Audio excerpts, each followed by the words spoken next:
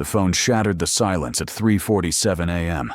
Kang Jae-min's hand shot out in the darkness, muscles tensing with the instinct that had kept him alive for 15 years, in a world where hesitation meant death. "Unknown number," he answered. "Mr. Kang?" The voice trembled. Female, young, terrified. "This is Riverside General Hospital. Your ex-wife, Imani Cole, she's in labor. The baby is in distress. She's asking for you." The words hit him like bullets he hadn't seen coming. 10 months. 10 months of silence. 10 months of wondering if she was safe, if she was eating, if she thought about him the way he thought about her every single night. And now this. "I'll be there in 15 minutes. He ended the call and sat motionless in the darkness of his penthouse bedroom, staring at nothing. Imani was having his baby. She'd been pregnant when she left him, and she'd never said a word. The betrayal cut both ways now, sharp and clean. Jae-min dressed in 60 seconds. Black shirt, dark jeans, leather jacket. He grabbed his keys and was out the door before his mind could fully process what was happening. The streets of New York were empty at this hour, the city holding its breath between night and dawn. His Mercedes tore through red lights, the engine roaring his desperation. But as the miles disappeared beneath his wheels, memory pulled him backward to where it all began. If you want to know how a man like him could lose everything that mattered, hit that subscribe button right now. Because this story doesn't go where you think it does. 18 months earlier, Imani Cole had been drowning. Not in water, but in the suffocating weight of survival that crushed people slowly, in a city that didn't care if you lived or died. She worked 2 jobs, medical transcriptionist by day, in a cramped office in Queens, waitress by night at a club in Manhattan that everyone whispered about but no one explained, the Iron Lotus Lounge. Even the name felt dangerous on her tongue. She'd taken the waitressing job because the tips were astronomical and the questions were minimal. Keep your head down, serve the drinks, ignore the men in expensive suits who conducted business in hushed tones in the private sections. She was good at being invisible. She'd been practicing her whole life. Crown Heights was home, a 5th-floor walk-up with heat that only worked sometimes, and neighbors who minded their business because everyone had something to hide. Imani kept a baseball bat by her door and pepper spray in every purse. She studied people's faces on the subway, mapped exit routes wherever she went, and never, ever let her guard down. Until the night she collided with power itself. It happened so fast. One moment she was balancing a tray of premium whiskey for the VIP section. The next, her foot caught on an uneven floor tile. The world tilted. Glass shattered. Amber liquid splashed across pristine white shirt fabric and expensive Italian leather shoes. The entire club went silent. Not gradually, instantly. Like someone had pressed a cosmic mute button on 200 people simultaneously. Imani looked up from her knees, surrounded by broken glass and spilled alcohol, and met the eyes of the man she'd just drenched. He was younger than she expected, maybe early 30s, with sharp features and an expression that revealed nothing. His companions had frozen mid-sentence. Even the music seemed quieter. "I'm so sorry," she said, her voice steady despite the fear crystallizing in her chest. "I'll get towels immediately. Please, let me." He raised one hand slightly, and she stopped talking. The gesture wasn't threatening. It was simply absolute. "Are you hurt?" he asked. His English was perfect, accent barely detectable. What? "Your knees. You fell. Are you injured?" Of all the responses she'd anticipated, concern hadn't made the list. "I'm fine. But your clothes are replaceable."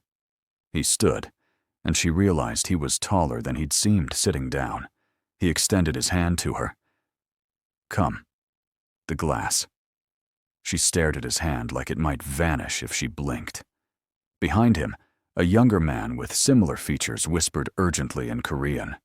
The man helping her responded, without looking away from her face, his tone quiet, but final.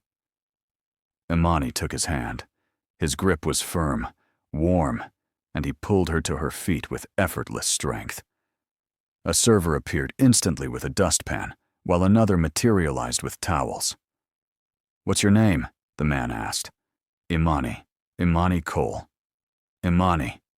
He said it carefully, like he was learning the shape of it. "You'll go home early tonight.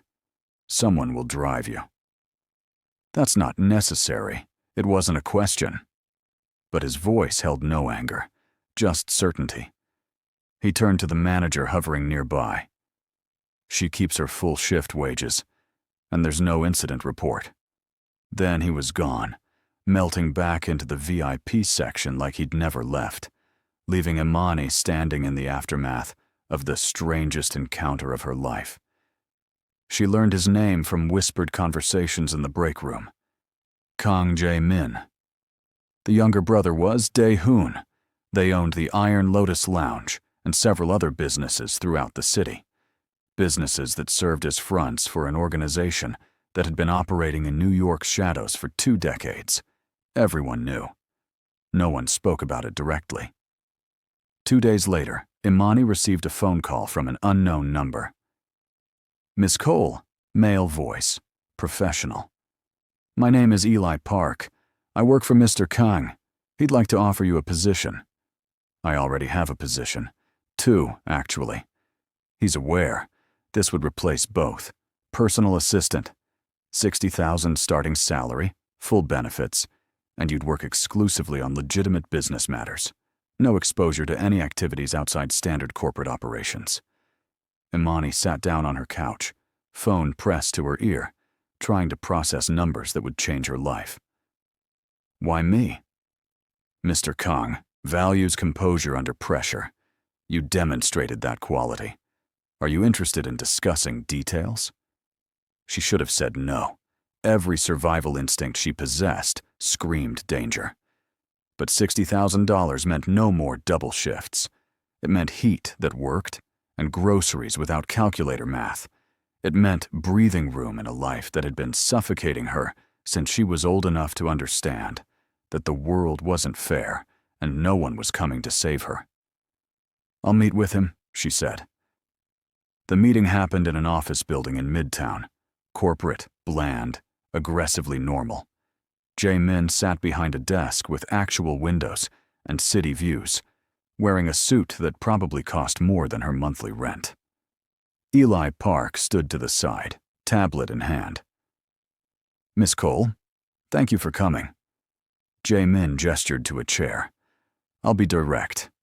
I need someone I can trust with scheduling, correspondence, and operational oversight of my legal businesses.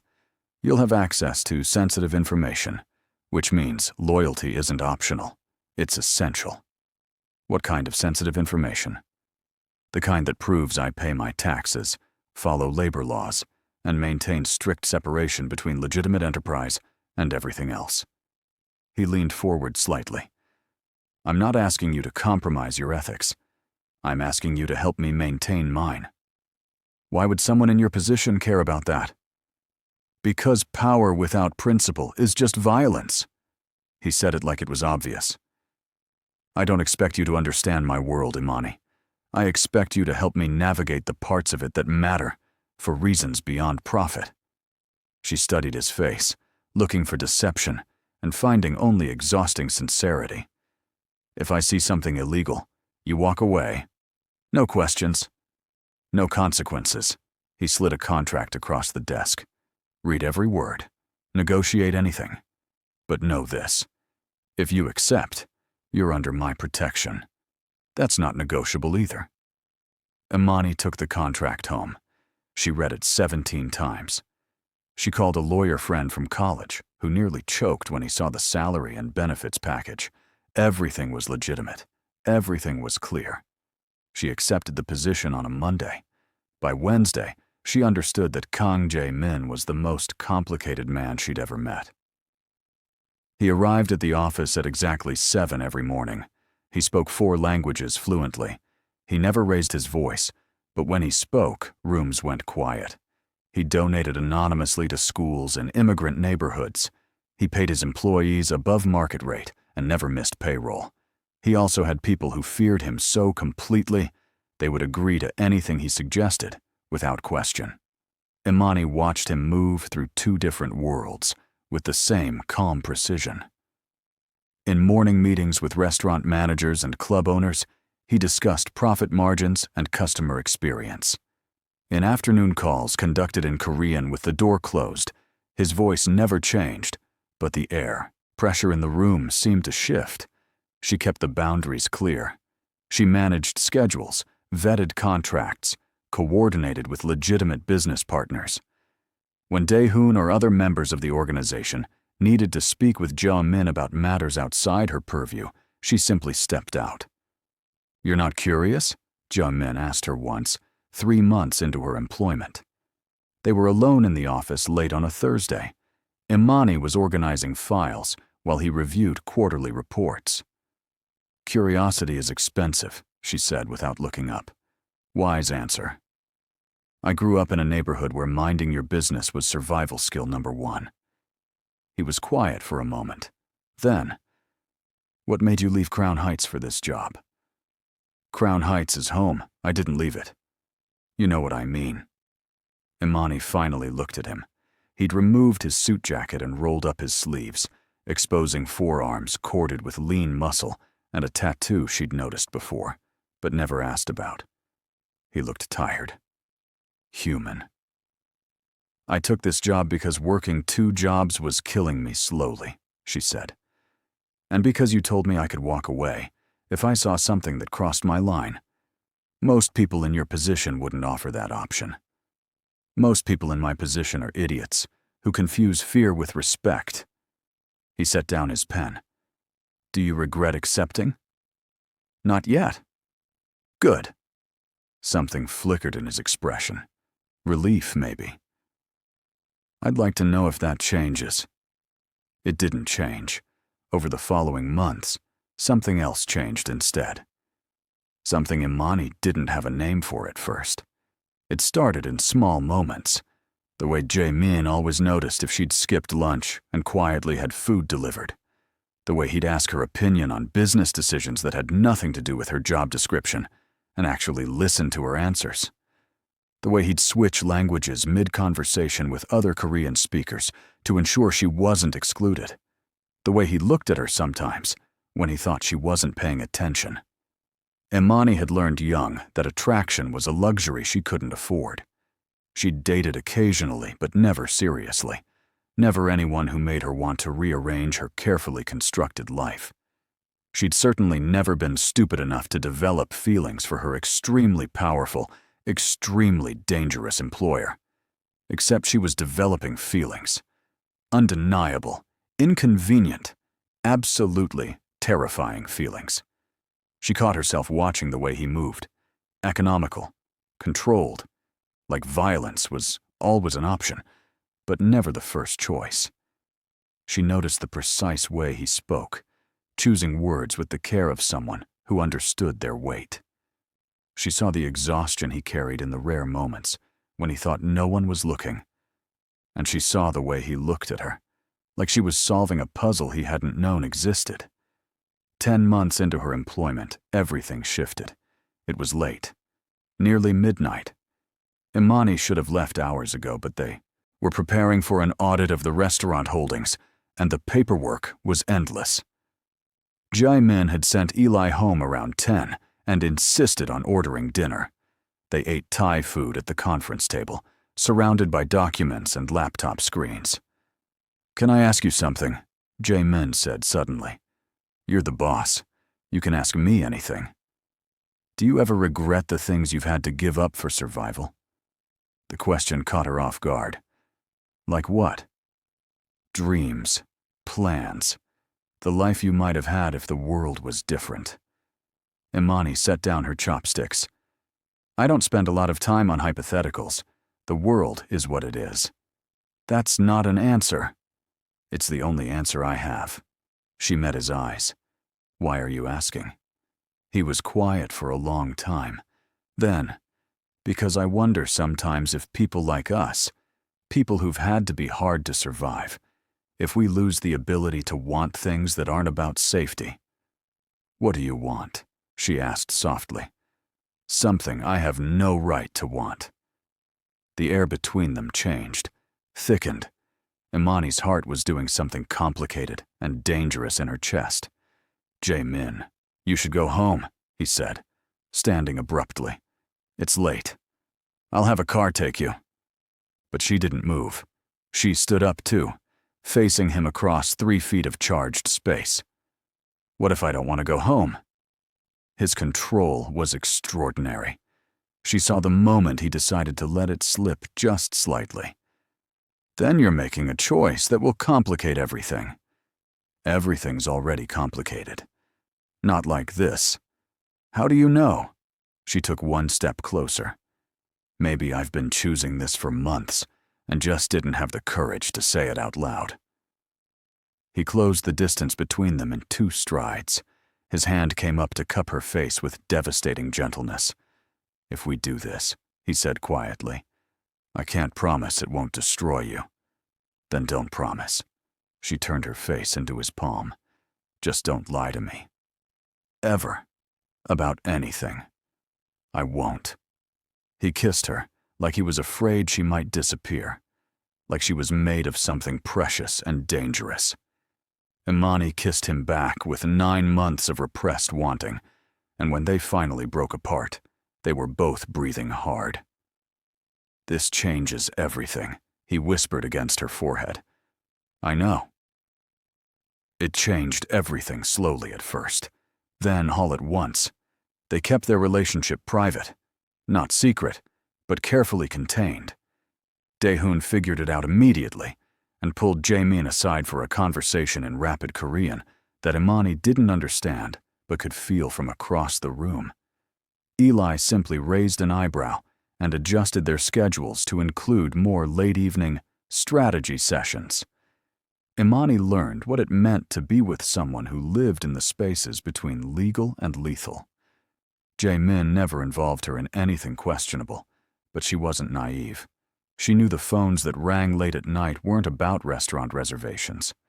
She knew the men who met. Him in parking garages weren't discussing legitimate business ventures, but he kept his word. He never lied to her. When she asked direct questions, he gave direct answers. When she told him she couldn't know certain things, he respected that boundary absolutely. How do you live like this? She asked him once, lying in his bed at 3 a.m. Always watching, always calculating. The same way you survived working 2 jobs while living in a neighborhood that statistics say should have crushed you. He traced patterns on her shoulder. We do what we have to do. We find moments of peace when we can. Is this peace? With you? Yes. 6 months after that first kiss, Jae-min proposed. No grand gesture, no restaurant spectacle, just the 2 of them in his apartment on a random Tuesday night. Marry me, he said, like he was asking her to pass the salt. Imani looked up from her book. What? Marry me. I know it's complicated. I know what you'd be signing up for. But I want you in my life permanently. I want the world to know you're mine, and I'm yours. I want whatever version of normal we can build together. You're serious? I don't joke about things that matter. She should have asked for time, should have considered the implications, should have done 100 reasonable things. Instead, she said, Okay. Okay? Yes. I'll marry you. But on one condition. Name it. No secrets. Not about the past. Not about your world. I don't need to know operational details, but I need to know who you are. All of it. He was quiet for a long moment. Then he nodded. No secrets. They married quietly 2 weeks later. Just them, Eli as witness, and a judge who owed Jae-min a favor. Imani wore a simple dress she'd bought the day before. Jae-min wore the suit he'd been wearing when she spilled drinks on him a lifetime ago. It should have been perfect. For 3 months it was. Then the past arrived wearing designer clothes and speaking Korean. Her name was Seo Yura, and she walked into the office on a Thursday afternoon like she owned the building. Tall, beautiful, impeccably dressed. She spoke to Eli in rapid Korean, gestured toward Jae-min's office, and walked in without waiting for permission. Imani had been reviewing contracts. She looked up as the door opened and saw Jae-min's face do something she'd never seen before. It went completely, utterly blank. "Yura," he said quietly, "you can't be here." "Can't I? We need to talk, privately." Yura's eyes slid to Imani, dismissive. "Send your assistant away." "She's not my assistant. She's my wife." Yura's expression flickered. "Interesting. Does she know about our arrangement?" The words hung in the air like poison. "There is no arrangement," Jae-min said. "Your father and mine might disagree." Imani stood slowly. "What arrangement?" Jae-min turned to her, and she saw something that terrified her more than anything in their relationship so far. Guilt. Imani. "What? Arrangement?" she repeated. Yura smiled. It wasn't kind. "The marriage arrangement our families negotiated when we were teenagers. Syndicate politics. Very traditional. Very binding." "That agreement ended years ago," Jae-min said, his voice hard now. "When both our fathers died, and the landscape changed." "Did it?" "Because the current heads of both organizations seem to think it's still very much in effect." Yura pulled out her phone, showed him something. "See for yourself."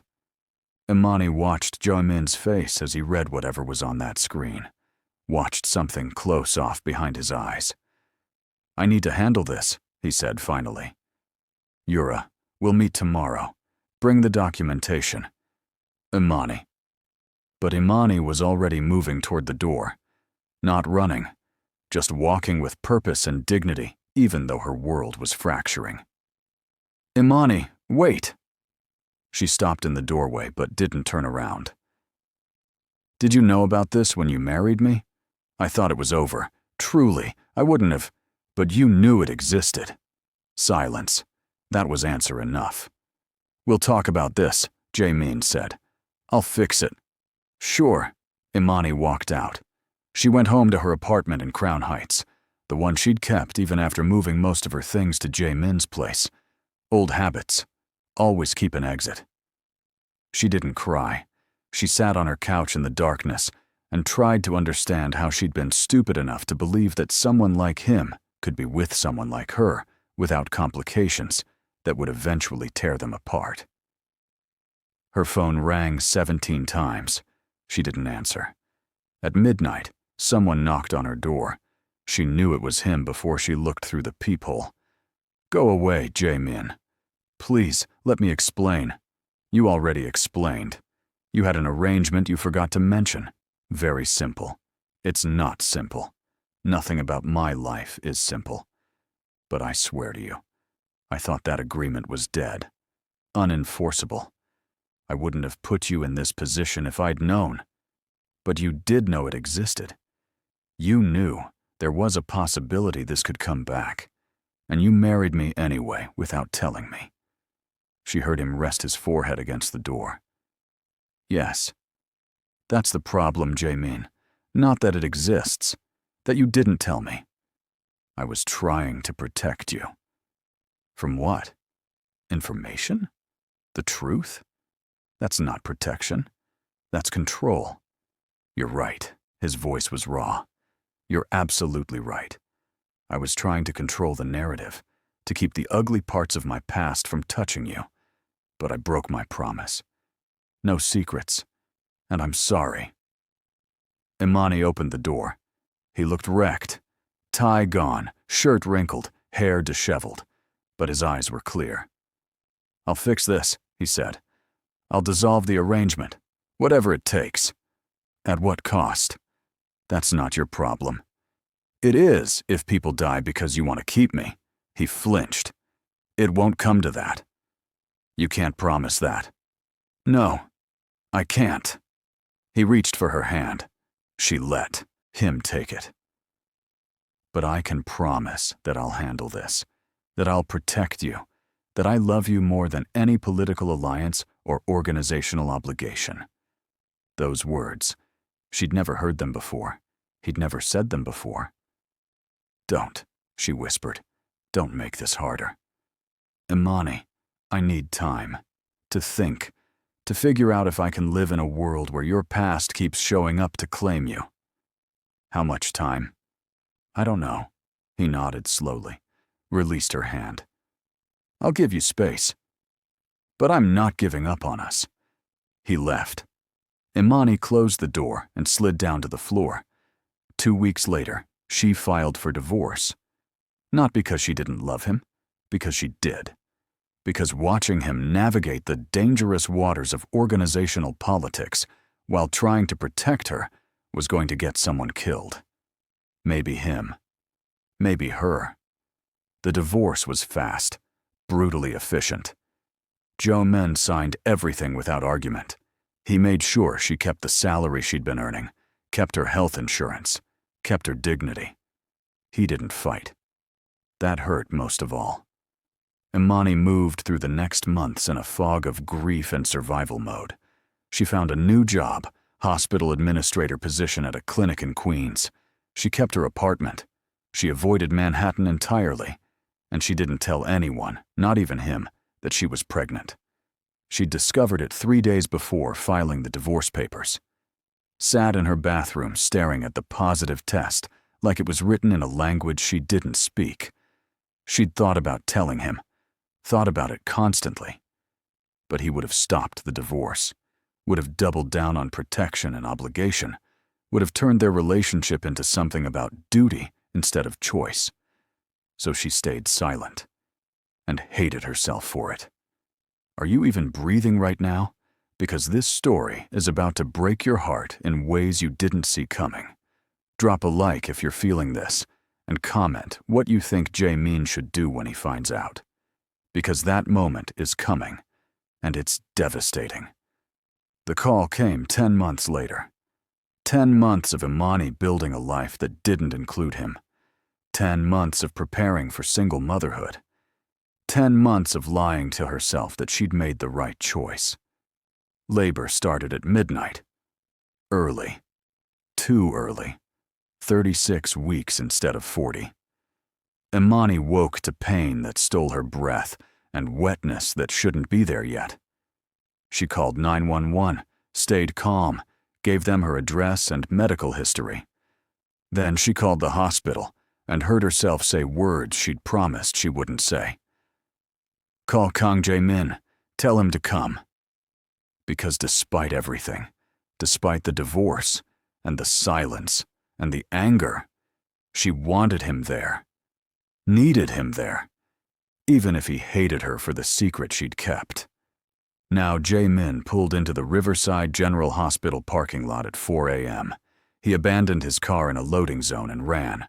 The emergency desk nurse took one look at him and picked up the phone. 30 seconds later, a doctor appeared.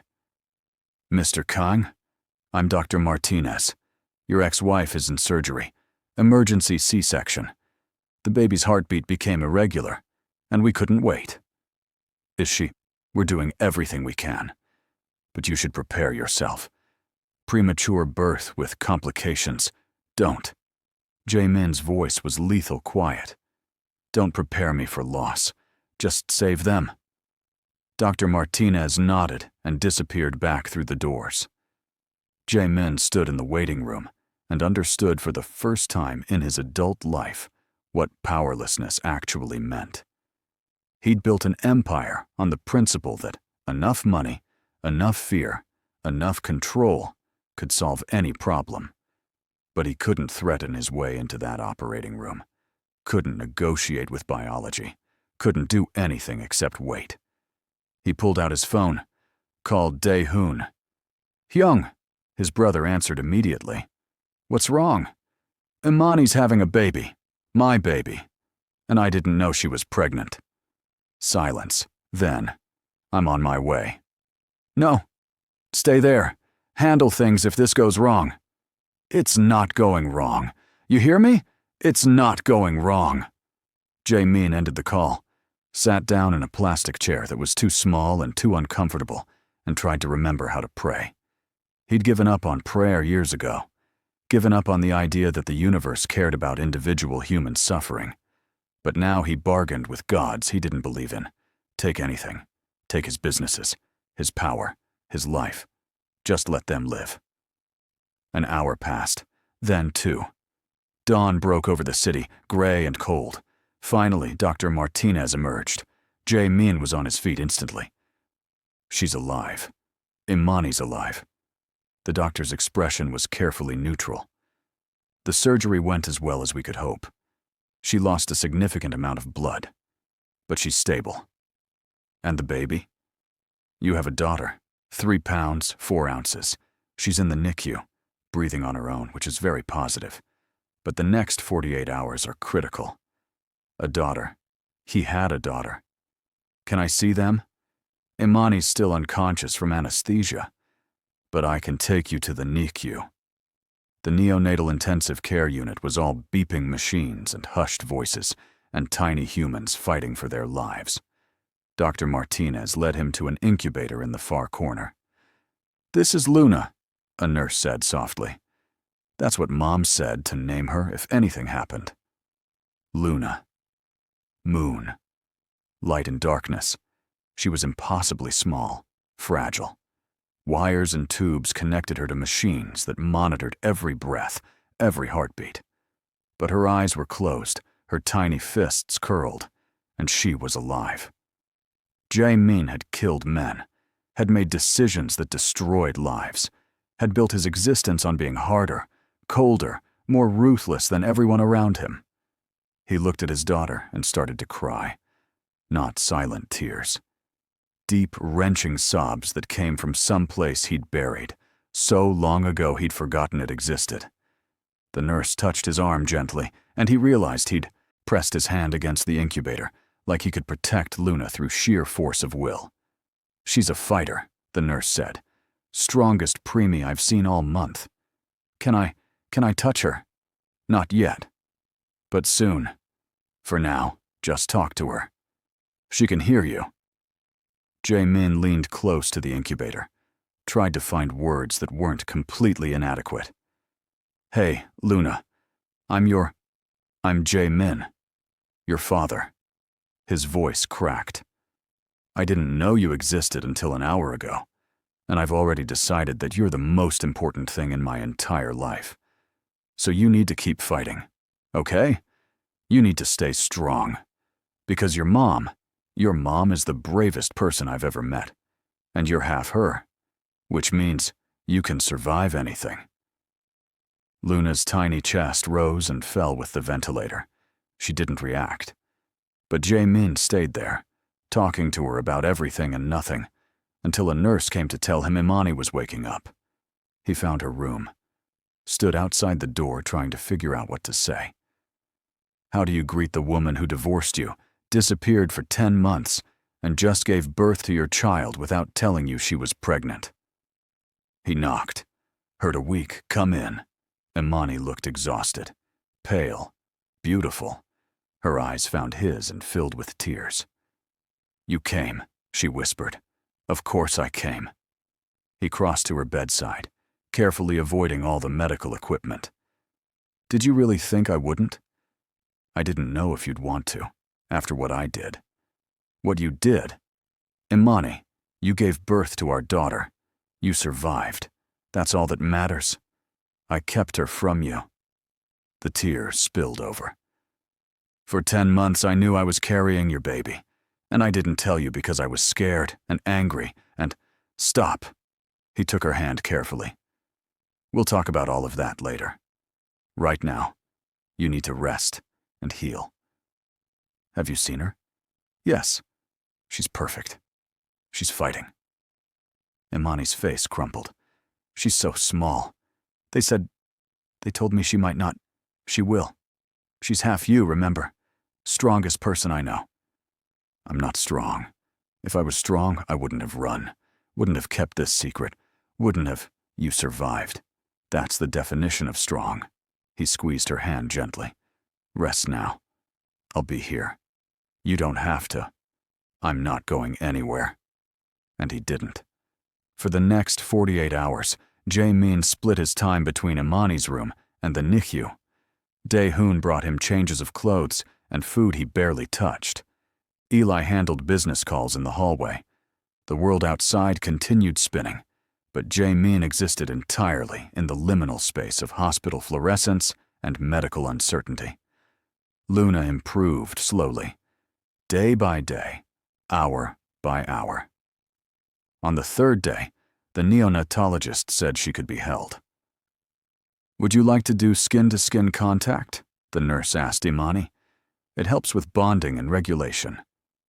Imani was still weak, still recovering, but she nodded immediately. The nurse showed her how to position herself, then carefully transferred Luna from the incubator to Imani's bare chest. Jae-min watched his daughter curl against the mother she'd never met outside the womb, watched Imani's face transform into something transcendent, watched love happen in real time. "Do you want to try?" Imani asked him after a while. Her voice was stronger now. "She should know your heartbeat, too." He'd faced down armed men without flinching, had made billion-dollar decisions without hesitation. But the idea of holding something so fragile, so precious, terrified him. "I might hurt her." "You won't. Just support her head. The nurse will help." They transferred Luna carefully. She fit in his hands like she was made to be there. 3 pounds of possibility. 3 pounds of everything that mattered. She opened her eyes. They were dark, unfocused, seeing nothing and everything. But Jae-min felt her looking at him anyway. "Hi, baby girl," he whispered. "I've got you. I'll always have you." And something fundamental shifted in his understanding of the universe. All his power, all his control, all his carefully constructed empire. None of it meant anything compared to protecting this tiny life. Luna stayed in the NICU for 3 weeks. Imani recovered enough to be discharged after 8 days, but she refused to leave the hospital. She lived in the family room, spending every possible moment with Luna, learning to feed her, change her tiny diapers, read her stories she couldn't possibly understand yet. Jae-min brought them both food, sat with them, held Luna when the nurses allowed it. And slowly, carefully, he and Imani started talking. "I thought I was protecting you," she said one night. They were alone in the NICU family room while Luna slept in her incubator. "If I told you about the baby, you'd have felt obligated. And I didn't want you to stay because of obligation." "You think that's why I would have stayed? Because of duty? Wouldn't you have?" "No. I would have stayed because I love you. Because I never stopped loving you even when you divorced me." He turned to face her. "The baby would have been a reason to be happy, not a trap. How could I know that? Your whole world runs on obligation and alliance. I was afraid I'd become another political arrangement instead of a choice. You were never that, could never be that." He reached for her hand. "But I understand why you were afraid. I didn't fight the divorce. I let you walk away because I thought that's what you wanted, what you needed. I failed you by not fighting harder. You didn't fail me. You respected my decision. That's different." "Is it?" "Because respecting your decision meant losing you, and I'd rather have fought and lost than walked away without trying." Imani was quiet for a long moment. "The Yura situation. Did you resolve it?" "Yes. Dismantled the arrangement through economic pressure. Made it more expensive for both organizations to enforce the alliance than to dissolve it. No one died. No one even got hurt. But it took weeks and cost me significant capital. I'm sorry. Don't be. You were right. I should have told you the moment I knew that agreement still existed in any form. Should have trusted you with the complicated parts instead of trying to shield you. We both made mistakes. So what do we do now?" Jiamin looked at her. We start over. Honestly this time, with everything on the table. What does that look like? I don't know. But I know I want to find out. If you'll let me. Imani looked at Luna sleeping peacefully in her incubator. Their daughter. Their miracle. Their reason to try again. I want to try, she said quietly. But I need things to be different. I need to know that you're choosing this life. With me, with Luna, over your other obligations. I choose you. Both of you. Always. Even if it costs you everything you've built? Especially then. Luna came home on a Tuesday. The doctors had wanted to keep her longer, but she was gaining weight steadily, breathing perfectly, and showing no signs of complications. Imani had prepared the apartment, bought a crib, baby clothes, more supplies than one tiny human could possibly need. Jae-min helped carry everything upstairs, stood in the nursery she'd created, and felt the weight of decisions he needed to make. I want you to move in with me, he said. Imani was arranging diapers in the changing table. She stopped. Jae-min, not to my old place. Somewhere new, somewhere that's ours. With space for Luna to grow, a real home. We just started talking again. That's a big step. I know. But I don't want to waste time pretending we're not building towards something. I want to wake up every morning with you and Luna. Want to be there for midnight feedings and first smiles and everything in between. What about your work? I'm stepping back. What? He turned to face her. I've been having conversations with Dae-hoon. He's ready to take over daily operations. I'll maintain strategic oversight. But I'm done being frontline. Done making decisions that require me to be someone Luna can't look up to.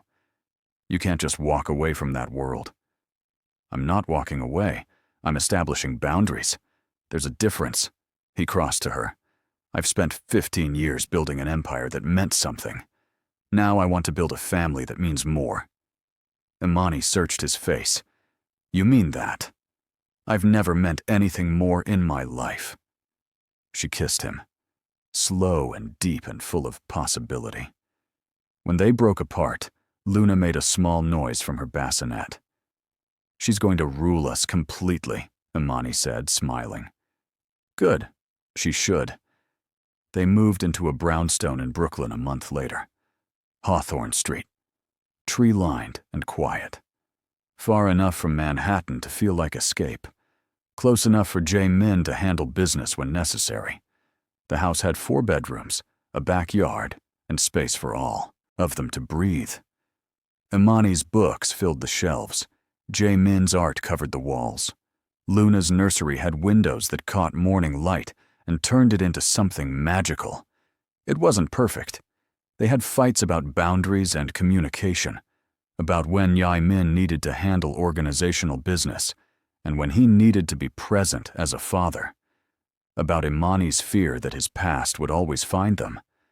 But they worked through it, with therapy and patience and the kind of brutal honesty that only comes when you've already lost each other once. This right here, this is the moment that changes everything. If you're not subscribed yet, what are you even doing? Hit that button because this family's journey is just beginning. Comment below if you believe in second chances. Let's get to 1,000 comments. Luna grew. 3 months old. 6 months. 9 months. She learned to smile, to laugh, to recognize her parents' voices. She was curious and stubborn and absolutely fearless. Jae-min fell deeper in love with fatherhood every day. He learned to change diapers at 3 a.m. without fully waking up. Mastered the art of bottle preparation. Discovered that nothing in his entire life had prepared him for the terror of a baby's first fever. She's fine, Imani assured him, as they sat in the pediatrician's office. Babies get fevers. It's normal. Nothing about this is normal. You've literally faced down actual dangerous situations without blinking. Those situations couldn't break my heart by crying. The doctor confirmed it was just a minor virus. Luna would be fine. Jae-min held his daughter in the car ride home and understood that he would never again be the man he was before she existed. Dae-hoon visited regularly. He was surprisingly good with Luna, making faces that had her giggling uncontrollably. "You've gone soft, Hyung," he said one afternoon. They were in the backyard while Luna napped and Imani worked on her laptop. "Maybe." "No, maybe about it. You turned down the Singapore expansion opportunity." "Because it would have required 3 months away from home. 3 months that could have doubled our legitimate holdings. I don't care."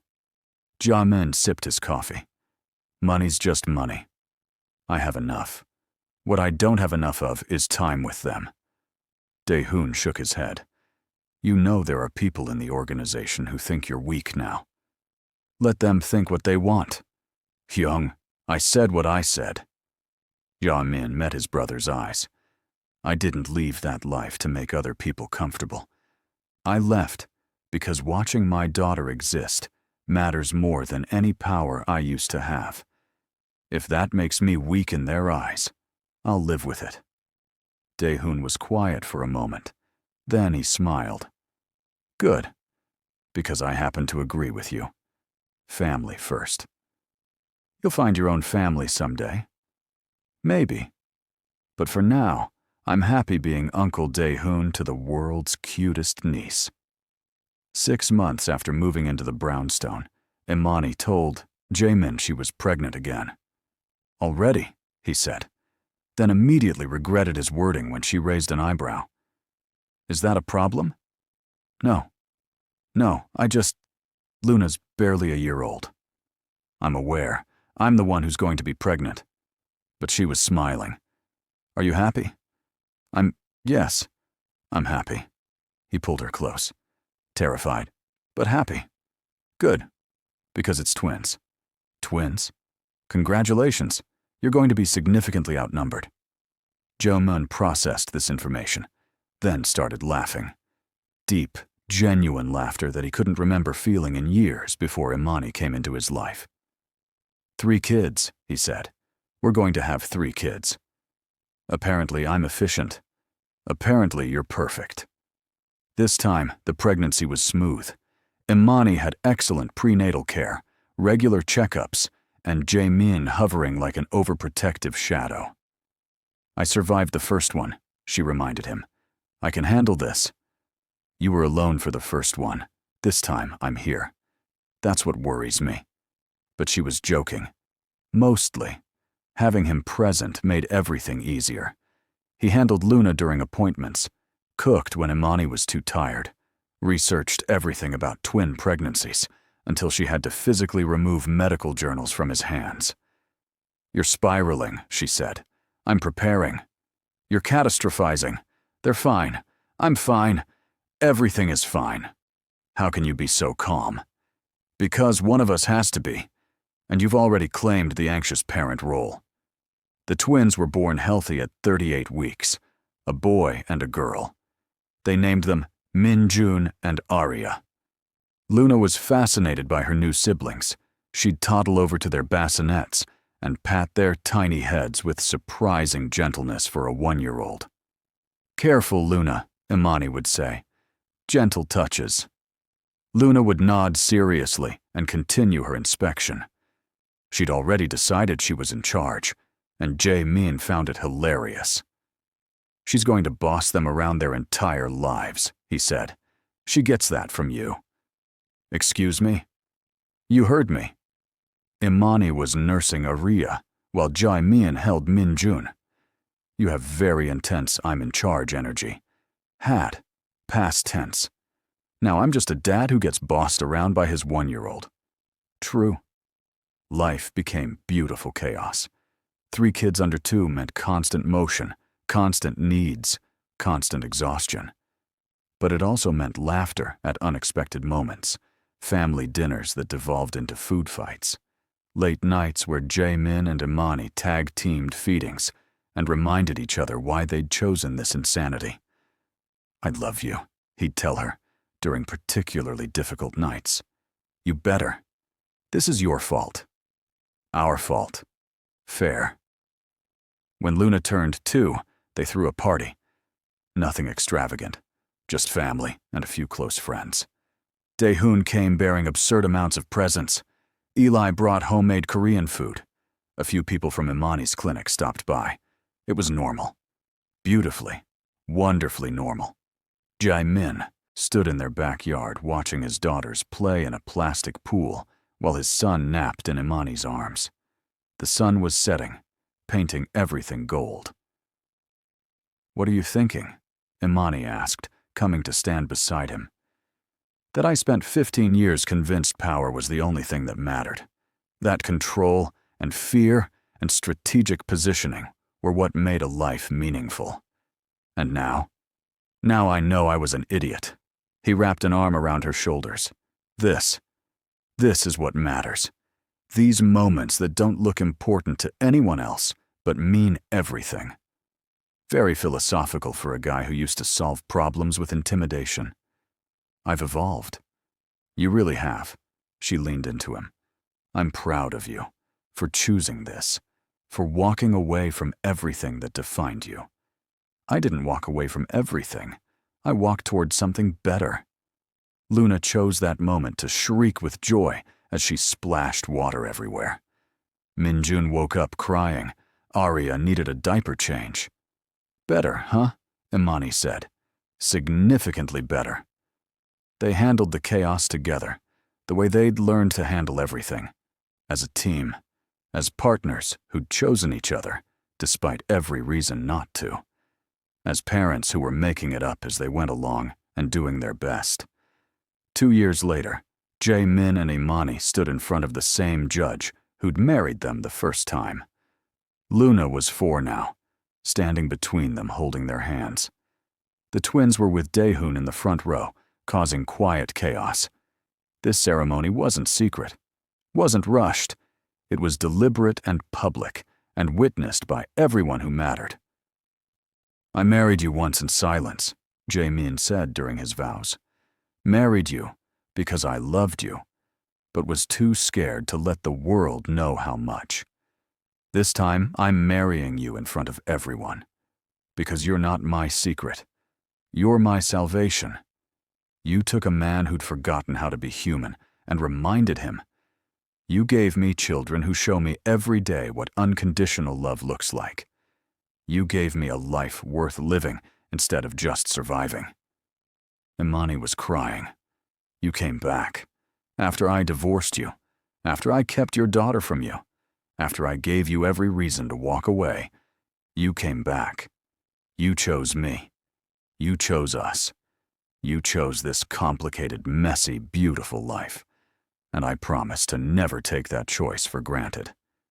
They kissed, while Luna cheered, and the twins made noise, and Dae-hoon wolf whistled, and everyone laughed. The reception was exactly what they wanted.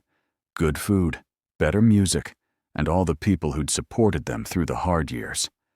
Jae-min danced with Luna stepping on his feet. Imani held the twins while talking with her colleagues. The past and present merged into something that felt like future.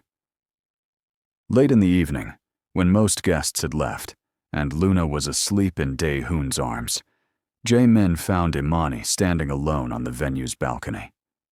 "Hey," he said softly. "Hey yourself. Good day?" "Best day." She turned to him. "Thank you." "For what?" "For not giving up. When I divorced you, when I pushed you away, when I made everything impossible, you didn't give up. Because giving up on you would have been giving up on everything that makes life worth living." He pulled her close. "I used to think strength meant never backing down, never showing weakness, never letting anyone see the parts of me that weren't steel.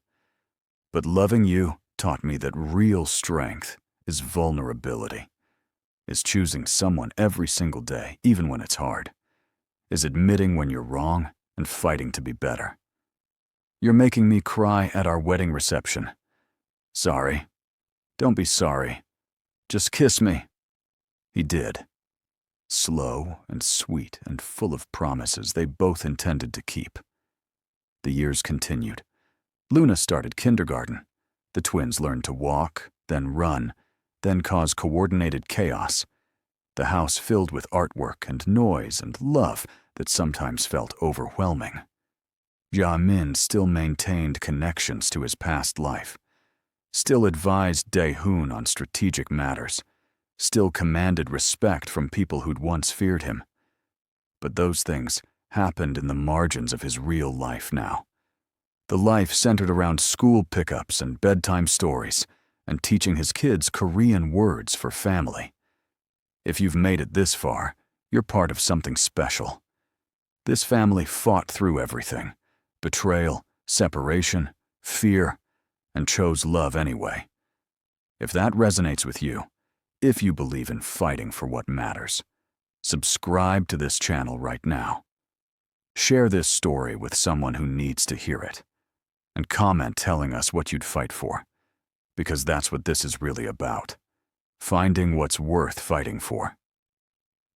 Imani went back to work part-time when the twins turned 3. She'd missed the hospital, missed helping people, missed using her skills. Jae-min supported it completely, adjusting his schedule to handle more childcare. "You're really good at this," she told him one morning. He was making breakfast, while simultaneously helping Luna with homework and keeping the twins from destroying the living room. At what? Chaos management? At being a dad? At being here? Where else would I be? I never imagined you this way. When we first met, what did you imagine? Honestly, I thought you were dangerous, untouchable, someone who existed in a world I couldn't understand. I was all those things. And now? Now, I'm just a guy who loves his wife and kids more than anything else in the universe." He flipped pancakes expertly. "The dangerous part is still there. I didn't become a different person. I just found better reasons to be the person I want to be." Luna chose that moment to spill orange juice everywhere. Minjun started crying because Arya took his toy. Imani laughed at the absurdity of it all. "This is insane," she said. "Completely. I love it." "Me too." On Luna's 6th birthday, she asked Jae-min about his tattoos. They were visible on his forearms, Korean characters and symbolic designs he'd gotten young and stupid. "What do they mean, Daddy?" "They're reminders," he said carefully. "Of what?" "Of the person I used to be, and the person I chose to become." "Because of Mommy?"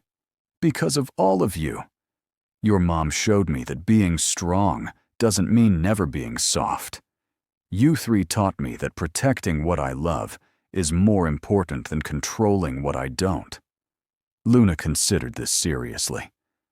"Can I get a tattoo?" "When you're 30. That's so old." "Exactly." She pouted, but moved on to other birthday-related concerns. Jae-min watched her run off to play with her siblings and felt that familiar, overwhelming gratitude that had become his default state. His phone rang. Dae-hoon's name appeared. "What's wrong?" he answered. "Nothing's wrong, but we need to make a decision about the new construction project. The permits came through. Handle it?"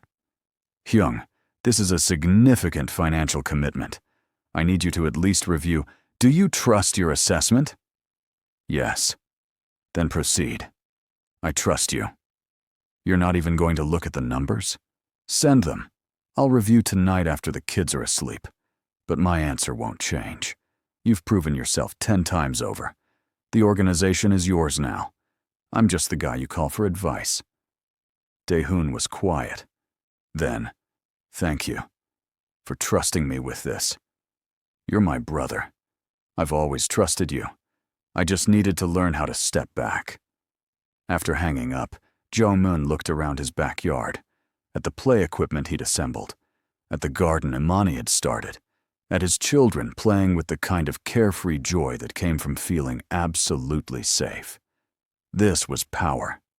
Not the kind he'd chased for years, but real power. The power to create a world where the people he loved could thrive. The power to choose peace over violence.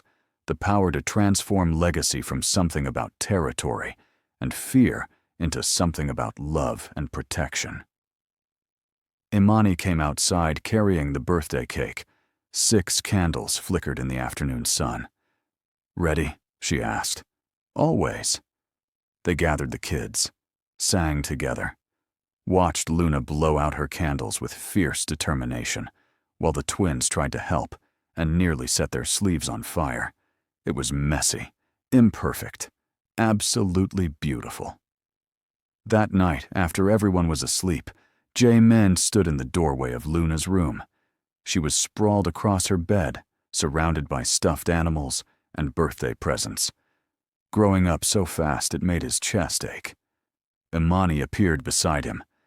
"You okay?" "Just thinking about the phone call. The one that changed everything." "When you found out about Luna?" "Yeah. I was so angry at first. At you for not telling me. At myself for not knowing. At the entire situation for being impossible." He wrapped an arm around her waist. "But if it hadn't happened exactly that way, if any single detail had been different, we might not be here now. You believe in fate? I believe in choices. And I believe we made the right ones, eventually, after making all the wrong ones first.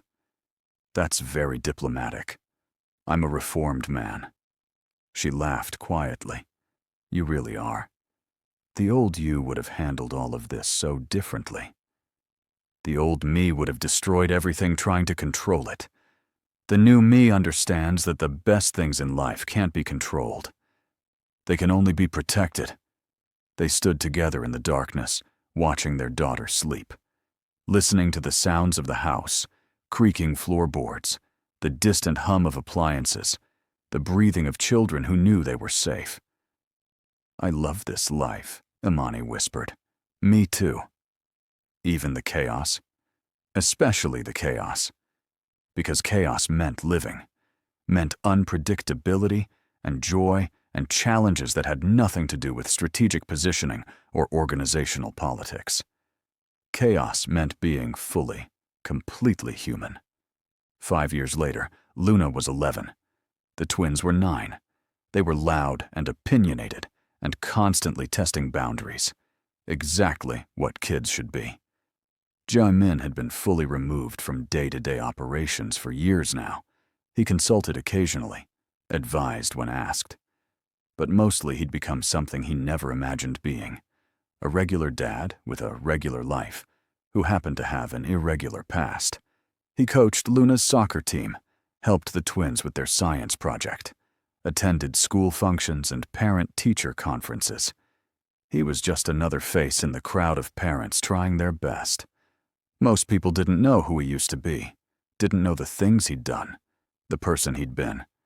And that was fine with him. One evening, Luna came home upset from school. Someone had said something about her mixed heritage, made her feel different in a way that hurt. Jae-min sat with her on the porch while Imani handled dinner inside. "Want to talk about it?" he asked. "Why do people care so much about what we look like?"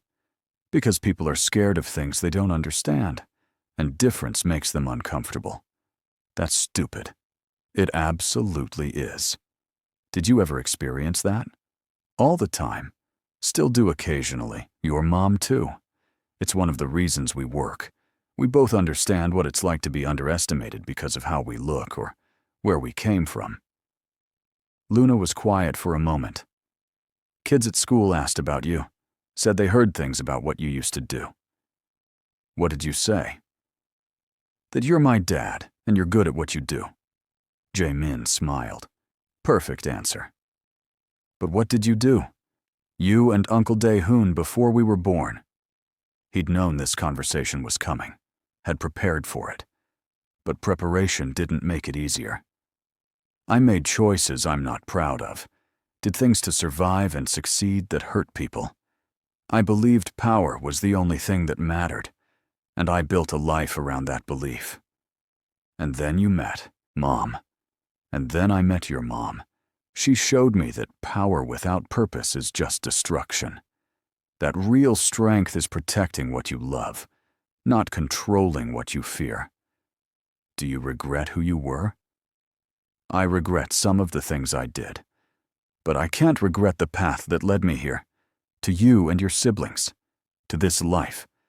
Every choice I made, good and bad, brought me to this moment, and this moment is perfect.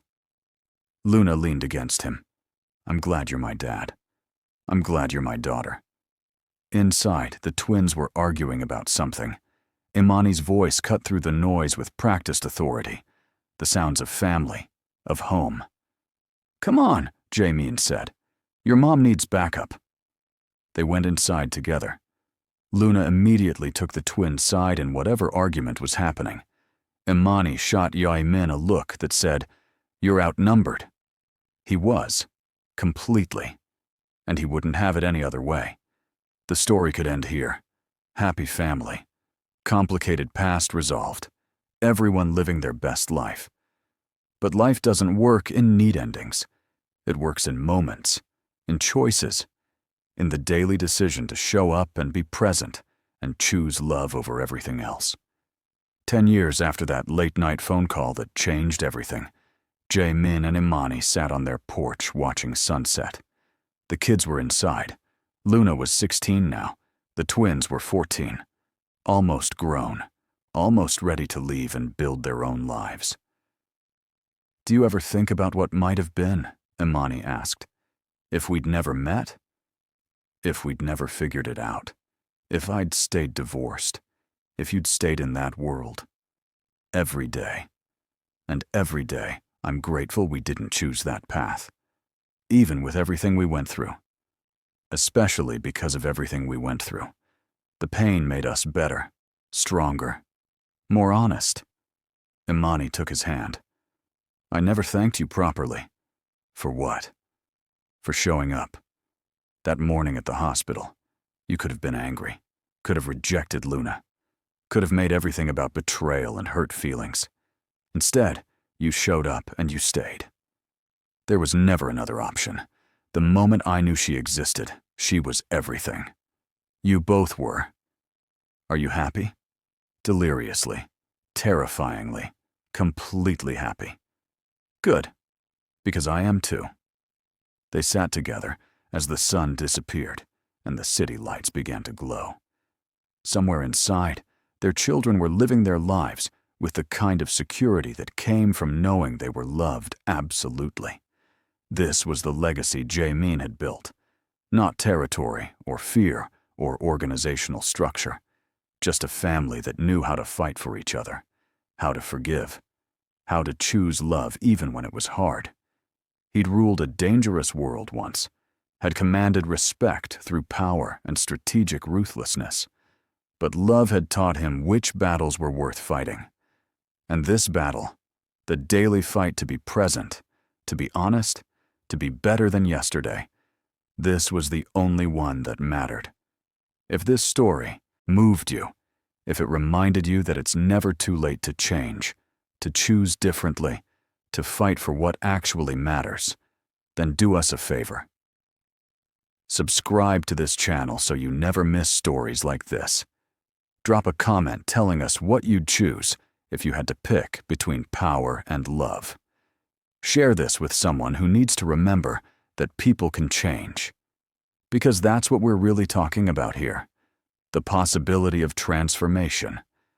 The courage to become someone better.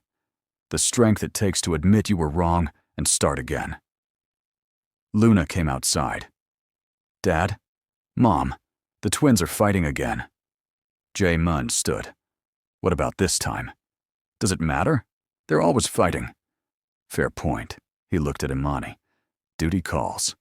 Always does. They went inside together, ready to mediate whatever crisis their teenage children had manufactured. Ready for the next moment, the next choice, the next opportunity to show up and be the people their family needed them to be. And in the end, that was enough. That was everything.